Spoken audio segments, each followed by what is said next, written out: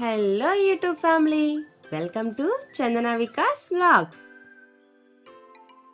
మీరు ఈ రెసిపీని తప్పకుండా ట్రై చేస్తారు. అన్నవరం సత్యనారాయణ స్వామి ప్రసాదం అంటే ఎవరికి ఇష్టం ఉండదు చెప్పండి. ఎన్నిసార్లు తిన్నా మళ్ళీ మళ్ళీ తినాలనిపించే ఈ ప్రసాదం పర్ఫెక్ట్ కొలతలతో సింపుల్ ఇంగ్రీడియంట్స్తో తయారవుతుంది.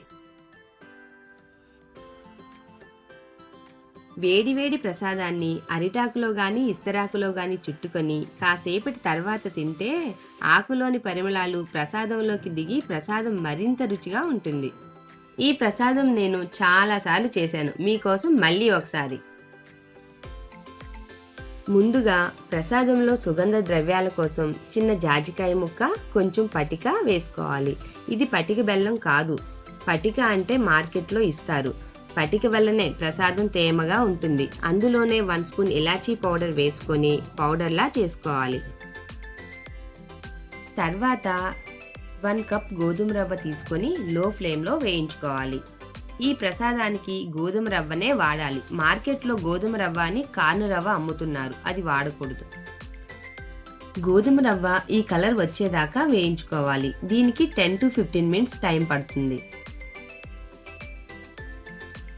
తర్వాత అడుగు మందంగా ఉన్న బౌల్లో కప్పు రవ్వకి 4 కప్పులు వాటర్ పోసుకోవాలి. వాటర్ మరుగుతున్నప్పుడు గ్యాస్ లో ఫ్లేమ్లో పెట్టుకొని రవ్వ పోసుకొని మెత్తగా ఉడకనివ్వాలి. నేను మళ్ళీ చెప్తున్నాను, ప్రసాదం మొత్తాన్ని లో ఫ్లేమ్లోనే చేసుకోవాలి. రవ్వ ఈ కన్సిస్టెన్సీకి వచ్చిన తర్వాత 1 కప్ షుగర్ వేసుకొని కలిపి మూత పెట్టి మధ్య మధ్యలో కలుపుతూ ఉడకనివ్వాలి. పాకం దగ్గర పడిన తర్వాత 1 కప్ బెల్లం వేసుకోవాలి. కప్పు రవ్వకి కప్పు షుగర్, కప్పు బెల్లం వేసుకోవాలి.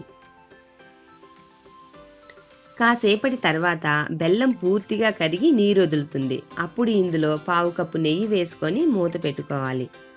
నెయ్యి ప్రసాదంలో కరిగిన తర్వాత ముందుగా దంచి పెట్టుకున్న సుగంధ ద్రవ్యాలను వేసుకొని కలిపి మూత పెట్టుకోవాలి. నెయ్యి పైకి తేలుతున్నప్పుడు దించేసుకోవాలి. అన్నవరం సత్యనారాయణ స్వామి ప్రసాదం రెడీ.